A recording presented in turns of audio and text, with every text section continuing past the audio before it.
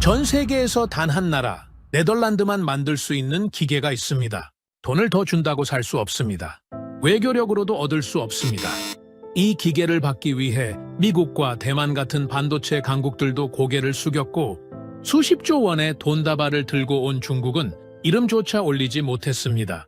그런데 믿기 어려운 일이 벌어졌습니다. 네덜란드가 70년 철칙을 깨고 그 심장을 통째로 한국에 내주기로 한 것입니다. 이 소식에 중국은 충격에 빠졌고 일본은 놀라움을 감추지 못했습니다. 과연 한국은 무엇으로 70년의 원칙을 움직인 걸까요? 세계가 숨죽인 그 순간, 지금 공개합니다.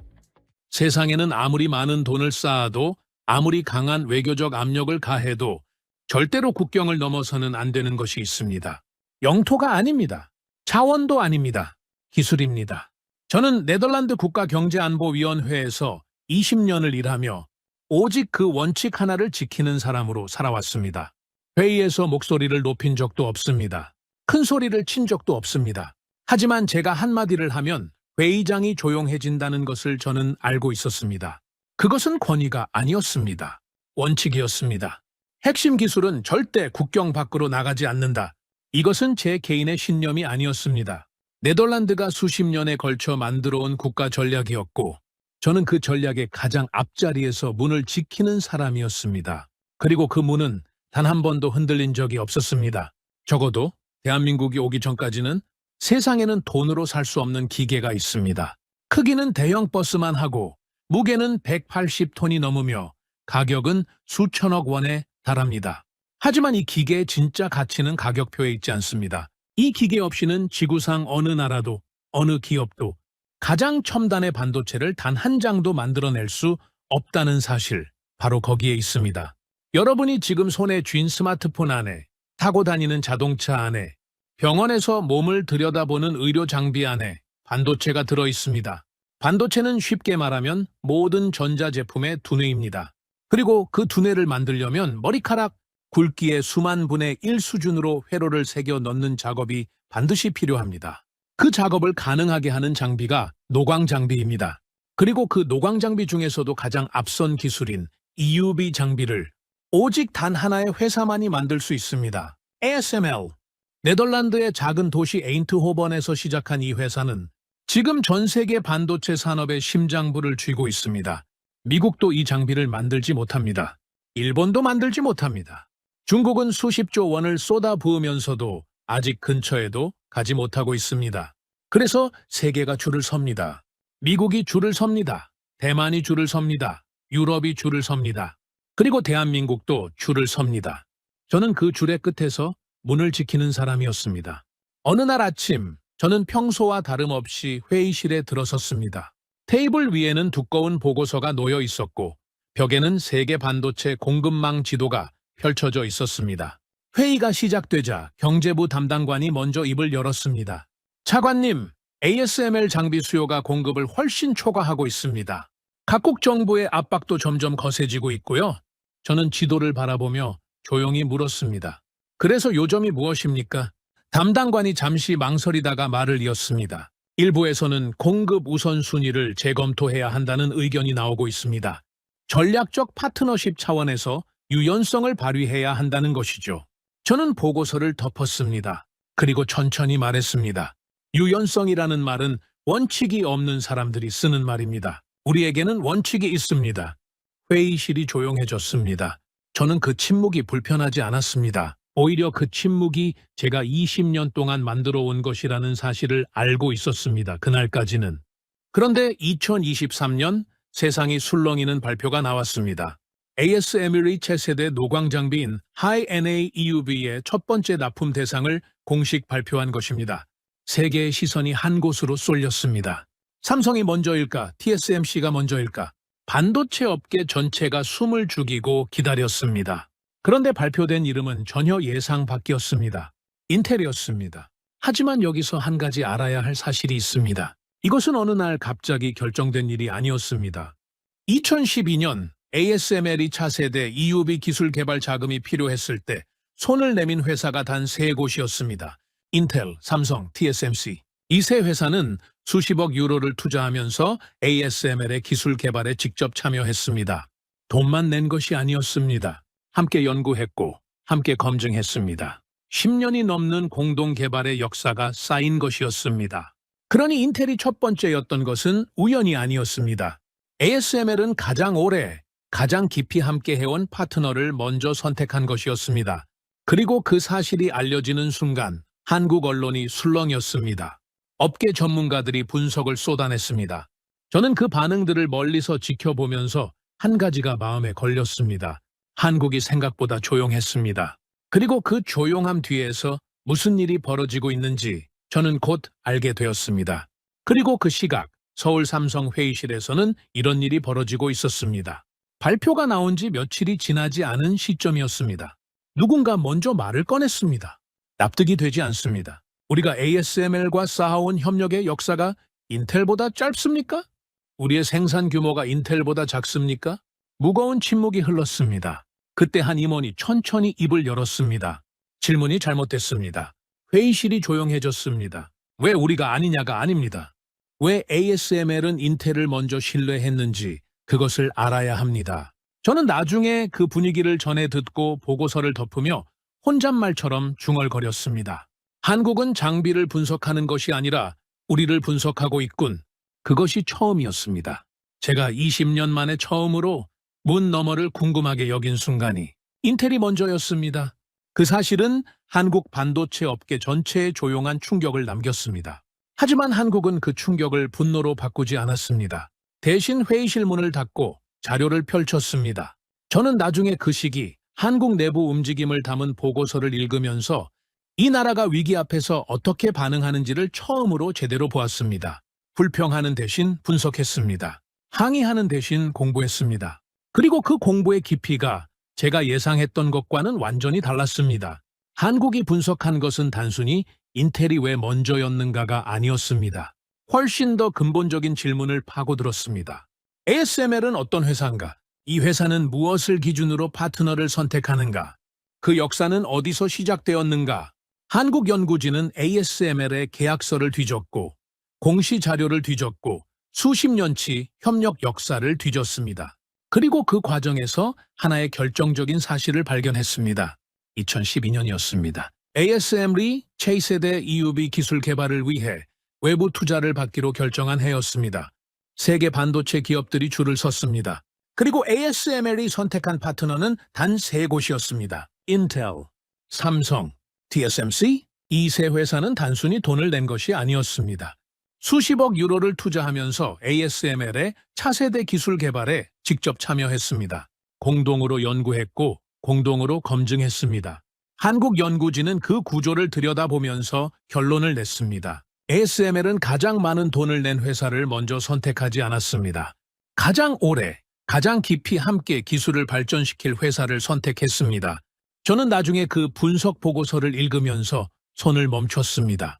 단순한 시장 분석이 아니었습니다. SML이라는 회사의 철학을 해독한 것이었습니다. 그 분석이 나온 직후 한국에서는 전례 없는 회의가 열렸습니다. 정부 관계자들이 모였습니다. 삼성전자 임원들이 모였습니다. SK하이닉스 임원들이 모였습니다.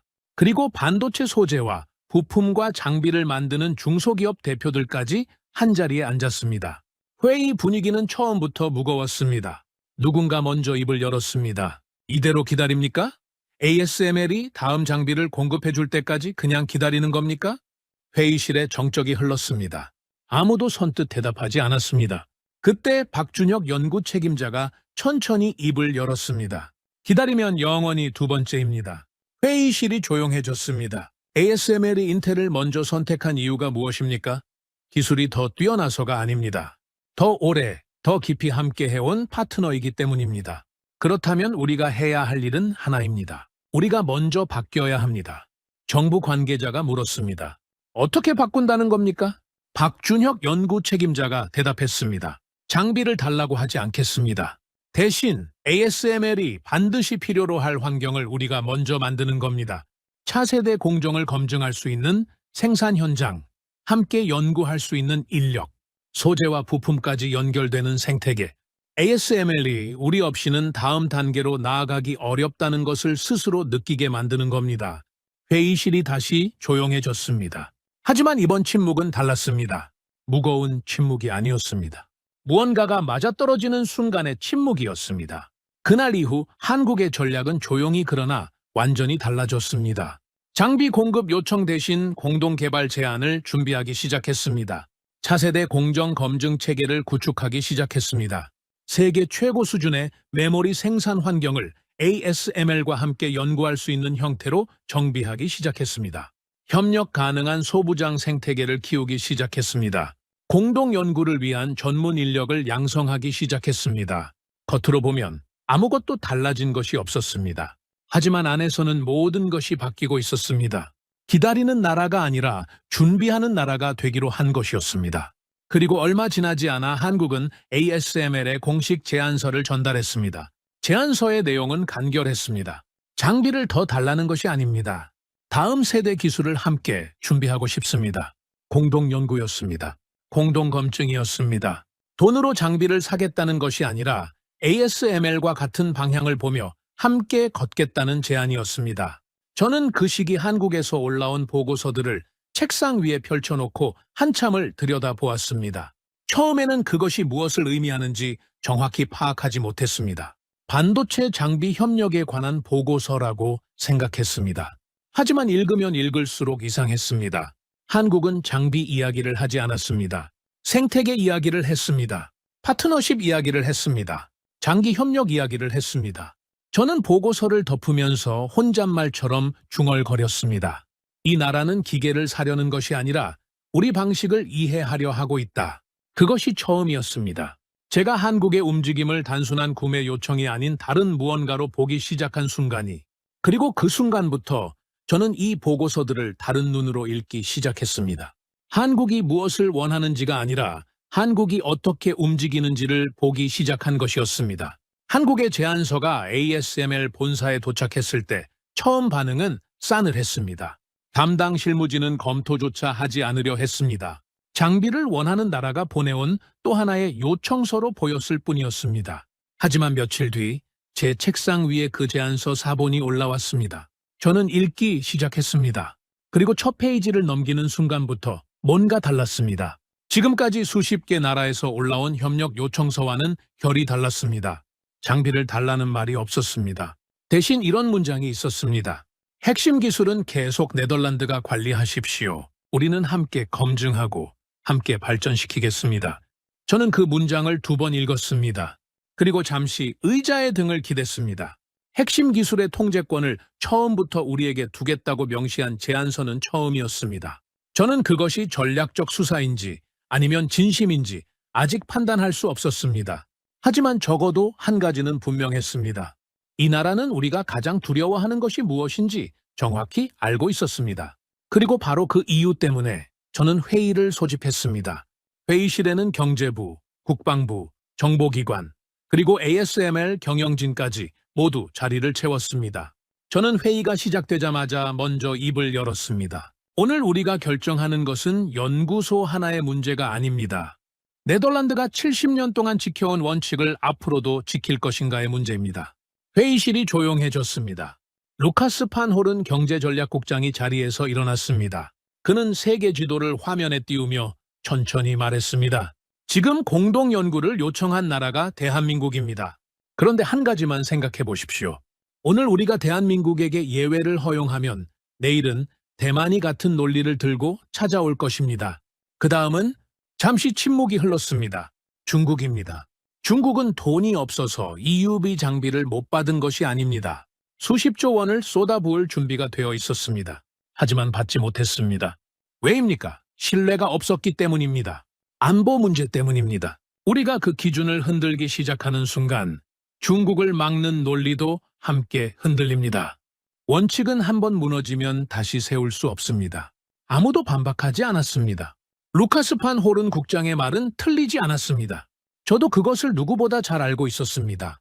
그래서 더 무거웠습니다. 결론은 보류였습니다. 사실상 거절이었습니다. 저는 회의가 끝난 뒤 혼자 사무실로 돌아오면서 이것으로 끝날 것이라고 생각했습니다. 항의가 올 수도 있었습니다. 언론을 통해 압박이 올 수도 있었습니다. 하지만 한국에서는 아무것도 오지 않았습니다. 조용했습니다. 그 침묵이 오히려 마음에 걸렸습니다. 그리고 그 시각, 서울에서는 전혀 다른 일이 벌어지고 있었습니다. 거절 통보를 받은 직후 박준혁 연구 책임자가 소집한 회의였습니다. 회의실 분위기는 무거웠습니다. 누군가 먼저 말을 꺼냈습니다. 이대로 기다립니까? 박준혁 연구 책임자가 천천히 고개를 저었습니다. 기다리지 않습니다. 하지만 거절당했습니다. 거절당한 것은 제안서입니다. 우리가 거절당한 것이 아닙니다. 회의실이 조용해졌습니다. 박준혁 연구 책임자가 계속했습니다. SML이 우리를 필요로 하게 만들면 됩니다. 설득하는 것이 아닙니다. 우리 없이는 다음 단계로 나아갈 수 없다는 것을 스스로 느끼게 만드는 겁니다. 그날 이후 한국은 방향을 바꿨습니다. 압박하거나 언론을 이용하지 않았습니다. 조건을 올리지도 않았습니다. 대신 ASML이 반드시 필요로 할 환경을 하나씩 만들기 시작했습니다. 차세대 공정을 실전에서 검증할 수 있는 생산 현장을 정비했습니다. 공동 연구가 가능한 전문 인력을 키웠습니다. 소재와 부품과 장비를 연결하는 생태계를 다듬었습니다. 겉으로는 아무것도 달라진 것이 없었습니다. 하지만 안에서는 모든 것이 움직이고 있었습니다. 저는 그 움직임을 한참 뒤에야 알게 되었습니다. 그리고 알게 된 순간 처음으로 이 나라를 다시 보게 되었습니다. 제가 문을 닫았는데 한국은 그 문 앞에서 물러서지 않았습니다. 두드리지도 않았습니다. 대신 그 문이 스스로 열릴 수밖에 없는 환경을 만들고 있었습니다. 며칠 뒤 ASML 기술진 내부 보고서가 제 책상 위에 올라왔습니다. 저는 별다른 기대 없이 펼쳤습니다. 그런데 마지막 장을 넘기는 순간 손이 멈췄습니다. 보고서의 결론이었습니다. 하이NA는 연구실만으로는 완성할 수 없습니다. 실제 양산 환경에서 끊임없이 검증해야 합니다. 그리고 현재 그 조건을 가장 완벽하게 갖춘 곳은 대한민국입니다. 저는 보고서를 덮었습니다. 아무 말도 하지 못했습니다. 제가 거절한 나라가 제가 미처 보지 못한 방식으로 이미 답을 만들어가고 있었습니다. 그리고 그 답은 이제 제 책상 위에 놓여 있었습니다. ASML 기술진에서 한국 현장 방문 요청이 올라온 것은 그 보고서가 나온 직후였습니다. 기술 검토 차원의 공식 방문이었습니다. 저는 잠시 생각했습니다. 원칙적으로는 거절해야 할 이유가 없었습니다. 현장 방문은 협력 승인이 아니었으니까요. 저는 승인했습니다. 하지만 속으로는 알고 있었습니다. 이 방문이 단순한 기술 검토로 끝나지 않을 수도 있다는 것을. 얀 베르호프 수석 엔지니어가 팀을 이끌고 삼성 기흥 사업장에 들어선 것은 이른 아침이었습니다. 안내를 맡은 한국 측 담당자가 게이트 앞에서 기다리고 있었습니다. 얀 베르호프 수석 엔지니어가 먼저 말했습니다. 시간을 내주셔서 감사합니다. 담당자가 짧게 대답했습니다. 잘 오셨습니다. 보고서보다 현장이 더 정확합니다. 얀 베르호프 수석 엔지니어는 그 한마디에서 묘한 동질감을 느꼈다고 나중에 보고서에 적었습니다. 기술자의 언어였습니다. 클린룸 문이 열리는 순간 얀 베르호프 수석 엔지니어는 자신도 모르게 발걸음을 멈췄습니다. 24시간 멈추지 않는 생산 라인. 수백 명의 엔지니어들이 각자의 자리에서 움직이고 있었습니다. 소음도 혼란도 없었습니다. 거대한 시스템이 하나의 유기체처럼 돌아가고 있었습니다. 그는 기술자였습니다. 그래서 눈앞에 펼쳐진 것이 무엇을 의미하는지 즉시 알아챘습니다. 안내 담당자가 조용히 설명했습니다. 이곳에서 하루에 처리하는 웨이퍼가 수만 장입니다. 각 웨이퍼마다 수백 개의 공정이 들어갑니다. 그리고 그 모든 공정에서 발생하는 데이터를 실시간으로 분석하고 있습니다. 얀 베르호프 수석 엔지니어가 물었습니다. 문제가 발생하면 어떻게 처리합니까? 즉시 멈춥니다. 원인을 찾을 때까지 다음 공정으로 넘기지 않습니다. 빠르게 넘기는 것보다 정확하게 찾는 것이 결국 더 빠릅니다. 얀 베르호프 수석 엔지니어는 그 대답을 듣고 잠시 멈췄습니다. 기술의 언어가 아니었습니다. 원칙의 언어였습니다. 오후에는 기술 검토 회의가 열렸습니다.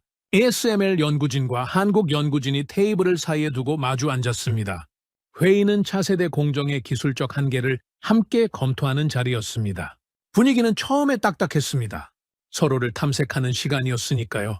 한참 자료를 검토하던 중 박준혁 연구 책임자가 갑자기 자료 하나를 꺼내 테이블 위에 올려놓았습니다. ASML 연구진이 미처 요청하지 않은 자료였습니다. 얀 베르호프 수석 엔지니어가 고개를 들며 물었습니다. 이건 무엇입니까? 박준혁 연구 책임자가 담담하게 대답했습니다. 저희 공정에서 발생한 수율 편차 분석입니다. 현재로서는 원인을 특정하기 어려운 문제인데 장비 특성과 관련이 있을 가능성을 배제할 수 없어서 먼저 공유드립니다.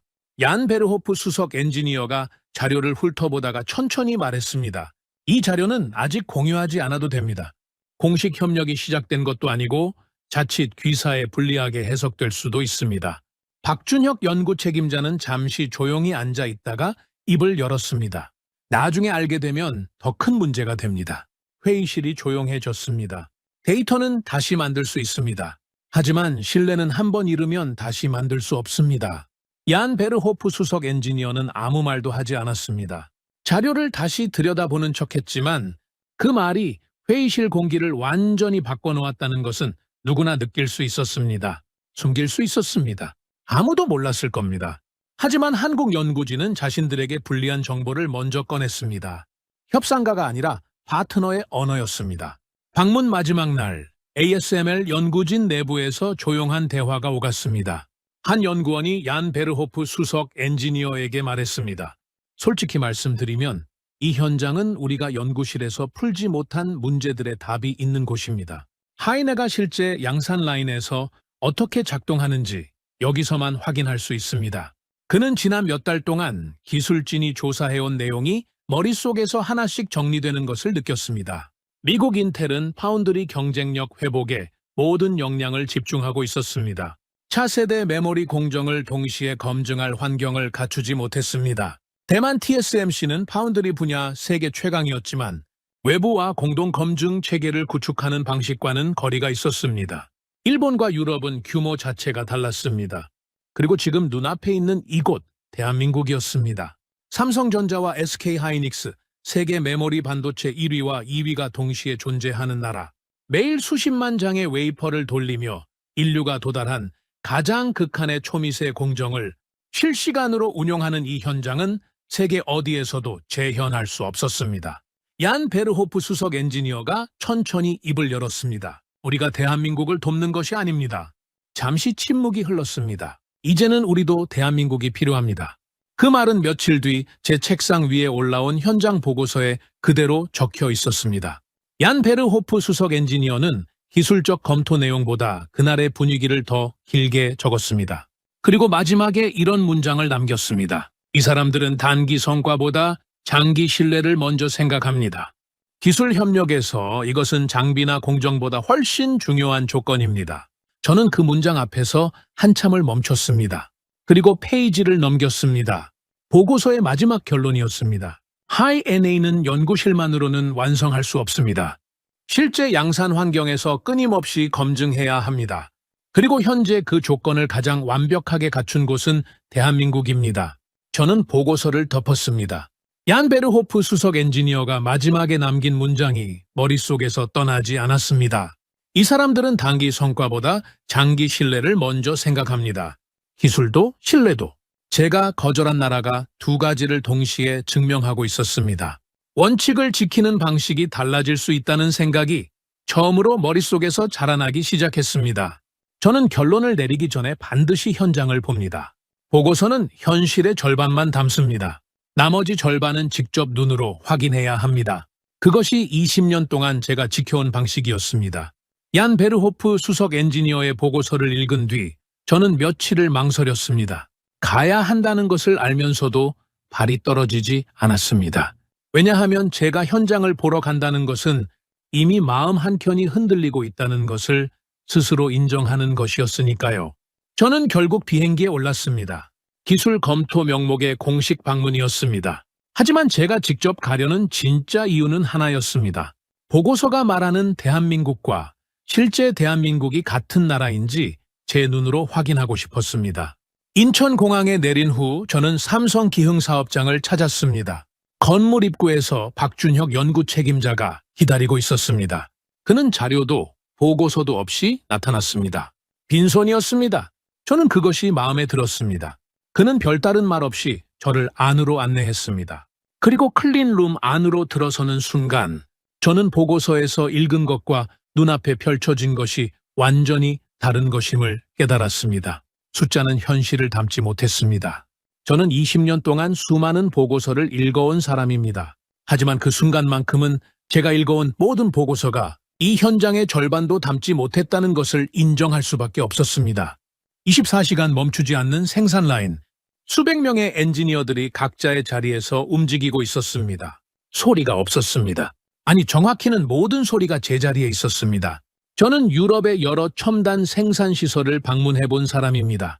하지만 이 규모와 이 정밀함이 동시에 존재하는 현장은 처음이었습니다. 박준혁 연구 책임자가 조용히 말했습니다. 삼성과 SK 하이닉스, 세계 메모리 반도체 1위와 2위가 동시에 존재하는 나라는 지구상의 대한민국뿐입니다. 이 두 회사가 매일 돌리는 초미세 공정의 밀도와 다양성은 세계 어느 곳에서도 재현할 수 없습니다. 저는 그 말을 들으면서 얀 베르호프 수석 엔지니어의 보고서를 떠올렸습니다. 숫자로 읽었을 때와 눈으로 직접 보았을 때는 완전히 달랐습니다. ASML High-NA를 완성하려면 이 현장이 필요하다는 것이 이제는 머리가 아니라 몸으로 느껴졌습니다. 오후에 저는 박준혁 연구 책임자와 단둘이 마주 앉았습니다. 공식 회의가 아니었습니다. 저는 그저 몇 가지를 직접 묻고 싶었습니다. 저는 먼저 입을 열었습니다. 솔직하게 묻겠습니다. 대한민국이 원하는 것이 정확히 무엇입니까? 박준혁 연구 책임자가 잠시 생각하다가 대답했습니다. 차세대 기술을 함께 완성하는 것입니다. 핵심 기술은요? 계속 네덜란드가 가지고 계십시오. 저희는 그것을 가져가려는 것이 아닙니다. 그 기술이 실제로 작동하는 환경을 함께 만들고 싶은 겁니다. 저는 그를 바라보았습니다. 협상가의 눈빛이 아니었습니다. 저는 20년 동안 수많은 협상가를 만나왔습니다. 그들은 원하는 것을 숨기는 방식이 각자 달랐습니다. 하지만 박준혁 연구 책임자의 눈빛에는 숨기는 것이 없었습니다. 저는 그것이 더 무서웠습니다. 왜냐하면 진심은 반박하기가 가장 어려우니까요. 제가 다시 물었습니다. 만약 우리가 끝까지 거절한다면요? 박준혁 연구 책임자가 잠시 창밖을 바라보다가 말했습니다. 그래도 저희는 계속 준비할 겁니다. 언젠가 함께 할 수 있는 나를 위해서. 저는 대답하지 않았습니다. 그 말이 허세가 아니라는 것을 이미 알고 있었습니다. 한국은 거절당한 뒤에도 멈추지 않았습니다. 압박하지도 않았습니다. 그저 준비했습니다. 저는 그것을 보고서로 읽었고 오늘 현장에서 눈으로 확인했습니다. 숙소로 돌아오는 차 안에서 저는 오랫동안 창밖을 바라보았습니다. 서울의 밤은 밝았습니다. 도시 전체가 살아 움직이는 것 같았습니다. 저는 그 풍경을 바라보면서 젊은 시절 아버지의 말을 떠올렸습니다. 기술은 나라를 먹여 살린다. 하지만 잘못된 곳으로 흘러가면 언젠가 우리를 겨누는 칼이 된다. 저는 그 말을 평생 믿어왔습니다. 그래서 누구에게도 예외를 만들지 않았습니다. 그런데 그날 밤 저는 아버지의 말 뒤에 한 번도 생각해 본 적 없는 질문을 붙여보았습니다. 그렇다면 칼을 달라고 한 적이 없는 나라는 어떻게 해야 합니까? 대한민국은 핵심 기술을 가져가겠다고 한 적이 없었습니다. 통제권을 넘기라고 요구한 적도 없었습니다. 오히려 처음부터 이렇게 말했습니다. 핵심 기술은 계속 네덜란드가 관리하십시오. 우리는 함께 검증하겠습니다. 저는 그 문장이 처음에는 전략적 수사처럼 들렸습니다. 하지만 오늘 박준혁 연구 책임자의 눈빛을 보고 나서는 달랐습니다. 그것은 수사가 아니었습니다. 저는 메모장을 꺼냈습니다. 그리고 천천히 적었습니다. 대한민국은 칼을 달라고 하지 않았다. 오히려 그 칼이 더 오래 쓸모 있도록 함께 갈아주겠다고 했다. 그렇다면 원칙을 지키는 것과 함께 가는 것이 같은 방향일 수 있지 않은가? 저는 펜을 내려놓았습니다. 20년 만에 처음으로 제 자신의 결론을 스스로 의심하고 있었습니다. 그리고 그 의심이 이번만큼은 틀리지 않을 수도 있다는 생각이 조용히 자라나고 있었습니다. 네덜란드로 돌아온 저는 며칠 동안 아무것도 결정하지 않았습니다. 보고서를 다시 읽었습니다. 메모장을 다시 펼쳤습니다. 그리고 서울에서 보고 들은 것들을 하나씩 되새겼습니다. 원칙주의자에게 이것은 낯선 시간이었습니다. 저는 원래 데이터가 나오면 판단하고 판단이 나오면 실행하는 사람이었습니다. 하지만 이번만큼은 달랐습니다. 판단은 이미 나와 있었습니다. 실행이 되지 않았습니다. 그 이유를 저는 알고 있었습니다. 원칙 때문이 아니었습니다. 원칙을 바꾸는 것이 아니라는 확신이 아직 완전하지 않았기 때문이었습니다. 그리고 그 확신이 완성되기 전에 세상이 먼저 움직이기 시작했습니다. 국제 반도체 업계가 술렁이기 시작했습니다. 대한민국의 움직임이 조금씩 알려지면서 세계 각국도 더 적극적으로 나서기 시작했습니다. 미국은 자국 반도체 산업 보호를 명분으로 ASML에 대한 외교적 압박을 강화했습니다. 일본은 오랜 협력 관계를 앞세웠습니다. 그리고 유럽 내부에서도 각국의 이해관계가 충돌하기 시작했습니다. 네덜란드 정부는 사방에서 오는 압박을 동시에 받고 있었습니다. 저는 그 압박들을 하나씩 들여다보면서 이 상황이 단순한 기술 협력의 문제가 아니라는 것을 다시 한번 실감했습니다. 이것은 미래 반도체 패권을 둘러싼 세계의 싸움이었습니다. 그리고 그 싸움 한가운데서 루카스 판홀은 경제전략국장이 다시 제 사무실로 찾아왔습니다. 루카스 판홀은 국장은 자리에 앉자마자 자료를 펼쳤습니다. 그는 언제나처럼 감정 없이 말했습니다. 차관님, 지금 상황을 보십시오. 미국이 압박하고 있습니다. 일본이 움직이고 있습니다. 유럽 내부도 흔들리고 있습니다. 이런 상황에서 대한민국의 협력 모델을 허용하면 우리는 모든 나라에 같은 논리를 적용해야 합니다. 원칙은 선택적으로 적용할 수 없습니다. 저는 아무 말도 하지 않았습니다. 루카스 판홀은 국장이 계속했습니다. 그리고 한 가지만 더 말씀드리겠습니다. 지금 가장 강하게 ASML 장비를 원하는 나라가 어디인지 아십니까? 저는 대답하지 않았습니다. 중국입니다. 중국은 자립을 위해 수십조 원을 쏟아붓고 있습니다. 스스로 EUV를 만들려 하고 있습니다. 그리고 아직 실패하고 있습니다. 왜 실패하고 있습니까? 우리가 원칙을 지키고 있기 때문입니다. 신뢰가 없는 나라에는 장비도 협력도 없다는 원칙. 차관님, 우리가 그 원칙의 기준을 한 번이라도 흔드는 순간 중국은 그것을 빌미로 삼을 것입니다. 국제사회도 우리의 논리를 더 이상 지지하지 않을 것입니다. 회의실이 조용해졌습니다. 루카스 판홀은 국장의 말은 이번에도 틀리지 않았습니다. 저는 그것을 누구보다 잘 알고 있었습니다. 그래서 반박하지 않았습니다. 하지만 이번에는 고개를 끄덕이지도 않았습니다. 루카스 판홀은 국장이 마지막으로 말했습니다. 국가는 감정으로 움직이지 않습니다. 우리가 지켜야 할 것은 원칙입니다. 기술을 지키지 못하면 미래도 없습니다. 저는 그가 돌아간 뒤 오랫동안 자리에 앉아 있었습니다. 루카스 판홀은 국장의 논리는 완벽했습니다. 빈틈이 없었습니다.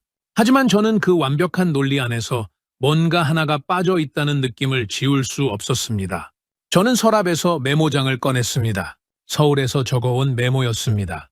그리고 그 아래에 루카스 판홀은 국장이 오늘 한 말들을 하나씩 적어 내려갔습니다. 두 개를 나란히 놓고 오랫동안 바라보았습니다. 루카스 판홀은 국장의 논리는 이랬습니다.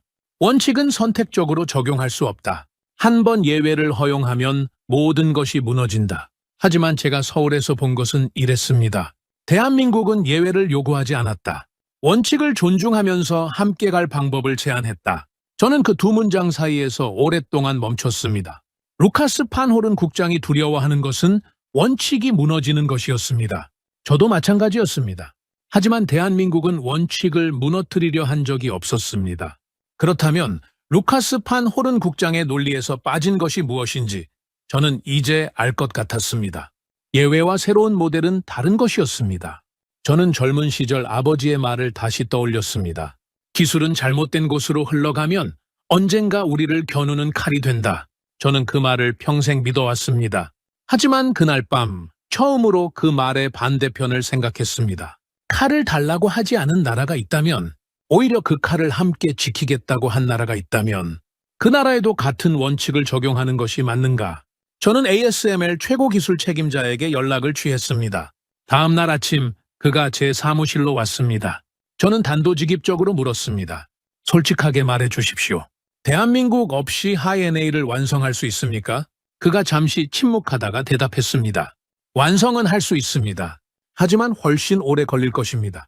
그리고 그 시간 동안 우리의 경쟁력은 떨어질 것입니다. 그것이 전부입니까? 그가 천천히 고개를 저었습니다. 차관님, 우리가 원칙을 지키려는 이유가 무엇입니까? 기술을 보호하기 위해서입니다. 그런데 대한민국은 그 기술을 더 오래, 더 강하게 보호할 수 있는 환경을 제안하고 있습니다. 원칙을 지키는 방식이 하나만 있는 것은 아닐 수도 있습니다. 저는 그가 돌아간 뒤 창밖을 바라보았습니다. 암스테르담의 하늘은 흐렸습니다. 운하 위로 바람이 불었습니다. 저는 오랫동안 그 풍경을 바라보면서 20년 동안 한 번도 흔들린 적 없던 확신이 지금 이 순간 완전히 다른 형태로 자라나고 있다는 것을 느꼈습니다. 원칙을 버리는 것이 아니었습니다. 원칙을 더 완벽하게 지키는 방법을 찾고 있었습니다. 네덜란드로 돌아온 그날 밤, 저는 잠을 이루지 못했습니다. 책상 앞에 앉아 지난 몇 달 동안 쌓인 모든 자료를 다시 펼쳤습니다. 기술진 보고서, 현장 방문 메모, 박준혁 연구 책임자와 나눈 대화, 그리고 제가 스스로에게 던졌던 질문들이 빼곡히 적힌 메모장. 저는 그것들을 처음부터 천천히 읽어 내려갔습니다. 보고서를 검토하는 것이 아니었습니다. 지난 몇 달 동안 제가 걸어온 길을 다시 걷는 것이었습니다. 처음에는 기술만 보았습니다. 하이NA의 완성을 위해 실전 파트너가 필요하다는 사실, 그 파트너로 대한민국이 가장 적합하다는 사실. 하지만 메모장을 넘기면서 저는 기술 너머에 있는 것들을 하나씩 다시 마주했습니다.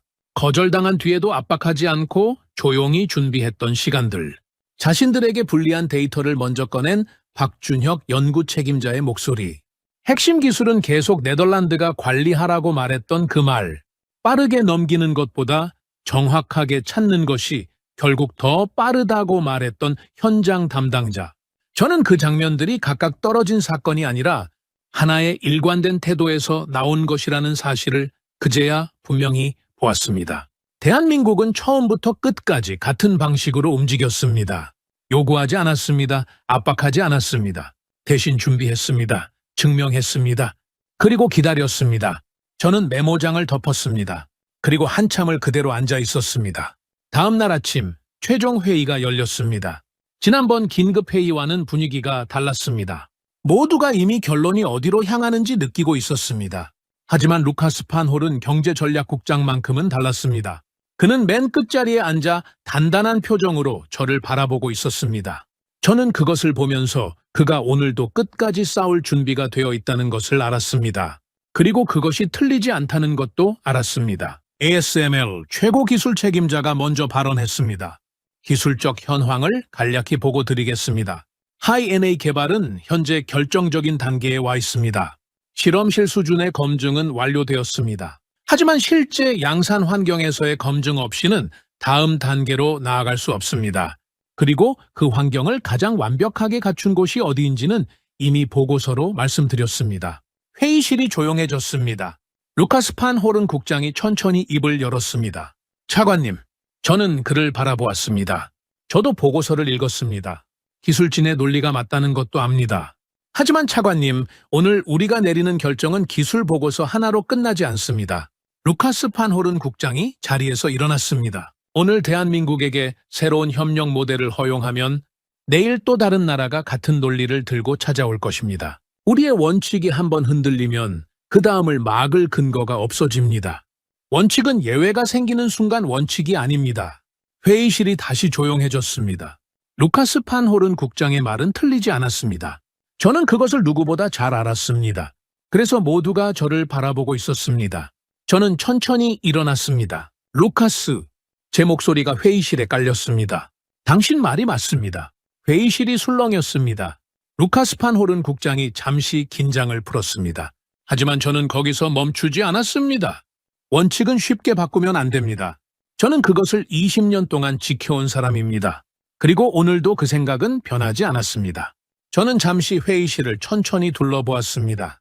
하지만 한 가지만 묻겠습니다. 대한민국은 우리에게 원칙을 바꾸라고 요구한 적이 있습니까? 아무도 대답하지 않았습니다. 핵심 기술을 넘기라고 압박한 적이 있습니까? 여전히 침묵이었습니다. 통제권을 달라고 한 적이 있습니까? 저는 천천히 말을 이었습니다. 없습니다. 대한민국은 처음부터 끝까지 단 한 번도 그런 요구를 한 적이 없습니다. 오히려 이렇게 말했습니다. 핵심 기술은 계속 네덜란드가 관리하십시오. 우리는 함께 검증하고 함께 발전시키겠습니다. 루카스 판홀은 국장이 반박하려 했습니다. 하지만 저는 계속 말했습니다. 루카스, 당신은 오늘 대한민국이면 내일 다른 나라가 온다고 했습니다. 맞습니다. 올 것입니다. 하지만 그 나라들이 대한민국처럼 움직입니까? 거절당한 뒤에도 압박하지 않고 준비합니까? 자신들에게 불리한 데이터를 먼저 꺼냅니까? 핵심 기술의 통제권을 처음부터 우리에게 두겠다고 명시합니까? 회의실이 완전히 조용해졌습니다. 우리의 원칙은 기술을 지키는 것입니다. 대한민국은 그 기술을 더 오래, 더 강하게 지킬 수 있는 환경을 제안했습니다. 그렇다면 대한민국과 함께하는 것은 원칙을 버리는 것이 아닙니다. 원칙을 더 완벽하게 지키는 방법입니다. 루카스 판 호른 국장이 천천히 자리에 앉았습니다. 그의 표정은 여전히 단단했습니다. 하지만 반박하지 않았습니다. 저는 그것이 동의가 아니라는 것을 알았습니다. 하지만 적어도 이번만큼은 그도 대답을 찾지 못하고 있었습니다. 협력안이 확정된 날, 저는 축하 자리에 오래 앉아 있지 않았습니다.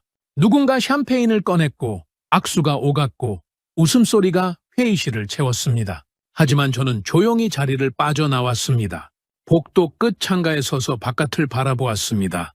암스테르담의 운하가 낮은 햇살을 받아 조용히 빛나고 있었습니다. 저는 그 풍경을 바라보면서 오늘이 끝이 아니라 시작이라는 것을 느끼고 있었습니다. 그리고 그 시작이 얼마나 무거운 것인지도 며칠 뒤 공동연구 출범 회의가 열렸습니다. ASML 기술진과 한국 연구진이 처음으로 공식 테이블에 마주 앉았습니다. 분위기는 조용했습니다. 화려하지 않았습니다. 얀 베르호프 수석 엔지니어가 먼저 말했습니다. 오늘부터 시작입니다. 앞으로 풀어야 할 문제들이 많습니다. 쉽지 않을 겁니다. 박준혁 연구 책임자가 고개를 끄덕이며 대답했습니다. 압니다. 그래서 왔습니다. 짧은 대화였습니다. 하지만 저는 그 두 사람의 말이 어떤 긴 연설보다 더 많은 것을 담고 있다고 느꼈습니다.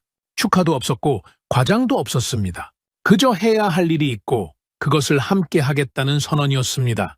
저는 그것이 마음에 들었습니다. 세계 반도체 업계가 네덜란드의 결정을 주목했습니다. 언론은 분석을 쏟아냈습니다. 누군가는 기술 동맹의 재편이라고 했고 누군가는 경제 논리가 원칙을 이겼다고 했습니다. 그리고 가장 많이 나온 질문은 하나였습니다. 왜 대한민국이었을까? 저는 그 질문을 읽으면서 고개를 저었습니다. 언론은 언제나 결과만 봅니다. 계약 규모를 봅니다. 투자 금액을 봅니다. 외교적 배경을 봅니다. 하지만 그것들은 모두 표면이었습니다. 진짜 이유는 숫자 안에 없었습니다. 그리고 그 시각 중국 언론도 이 결정을 주목하고 있었습니다. 중국은 수십조 원을 쏟아부으면서도 EUV 장비를 받지 못했습니다. 돈이 없어서가 아니었습니다. 신뢰가 없었기 때문이었습니다. 안보 문제 때문이었습니다. 그리고 대한민국은 그 반대편에 있었습니다. 돈이 아니라 신뢰로, 압박이 아니라 준비로, 요구가 아니라 증명으로 그 자리에 선 나라였습니다. 저는 그것이 이번 결정의 진짜 의미라고 생각했습니다. 국가경제안보위원회 최종 보고가 열린 날, 저는 20년 만에 처음으로 준비해온 발언문을 덮었습니다. 쓴 것을 읽는 것이 아니라 제가 직접 경험한 것을 말하고 싶었습니다. 저는 천천히 입을 열었습니다. 70년 동안 우리는 하나의 원칙을 지켜왔습니다. 핵심 기술은 국가의 생명이라는 원칙입니다. 회의실이 조용했습니다. 오늘도 그 원칙은 바뀌지 않았습니다. 우리는 핵심 기술을 넘기지 않았습니다. 통제권을 포기하지 않았습니다. 단 한 가지도 양보하지 않았습니다. 저는 잠시 멈추었습니다. 바뀐 것은 딱 하나입니다. 대한민국을 바라보는 우리의 생각이었습니다. 누군가 조용히 자료를 내려놓는 소리가 들렸습니다. 저는 처음에 대한민국을 반대했습니다.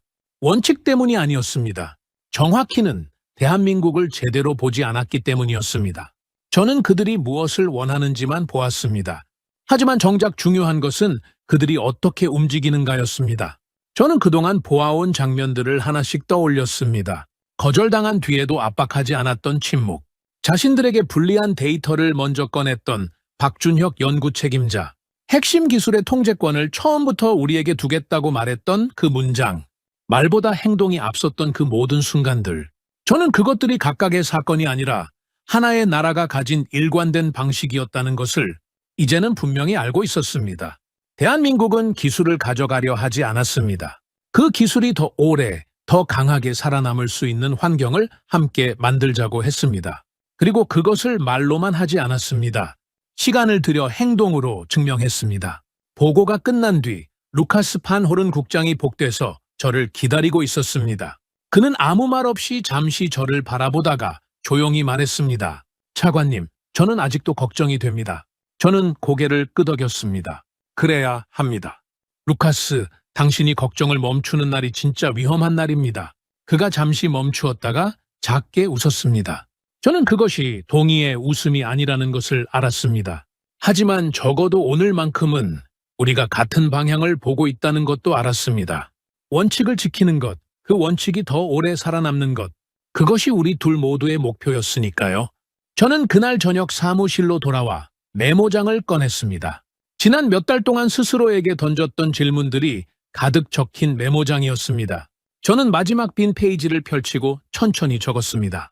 나는 오랫동안 기술을 지키는 것이 국가를 지키는 일이라고 믿어왔습니다. 그래서 누구에게도 쉽게 문을 열어서는 안 된다고 생각했습니다. 하지만 대한민국은 문을 열어달라고 요구하지 않았습니다. 대신 그 문을 함께 지킬 수 있는 환경을 만들고 말보다 행동으로 신뢰를 증명했습니다.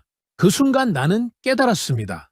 세계를 움직이는 것은 가장 뛰어난 기술만이 아니라는 것을, 그 기술을 함께 책임질 수 있는 파트너라는 것을, 그리고 그 파트너는 대한민국이었습니다. 저는 펜을 내려놓았습니다.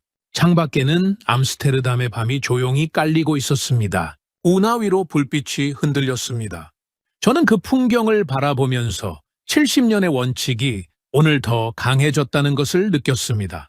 원칙이 깨진 것이 아니었습니다. 원칙을 지키는 나라가 하나 더 생긴 것이었습니다. 오늘 이야기는 여기까지입니다. 여러분 어떻게 보셨나요? 대한민국은 거절당했지만 포기하지 않았습니다. 압박하지 않았습니다. 대신 신뢰를 쌓았습니다. 그리고 그것이 70년의 원칙을 움직였습니다. 기술이 아니라 신뢰가 세계를 움직인다는 것. 오늘 이 이야기가 그것을 보여주었다고 생각합니다. 이야기가 마음에 닿으셨다면 구독과 좋아요로 응원해주세요. 여러분의 응원이 다음 영상을 만드는 가장 큰 힘이 됩니다. 그럼 다음 영상에서 뵙겠습니다.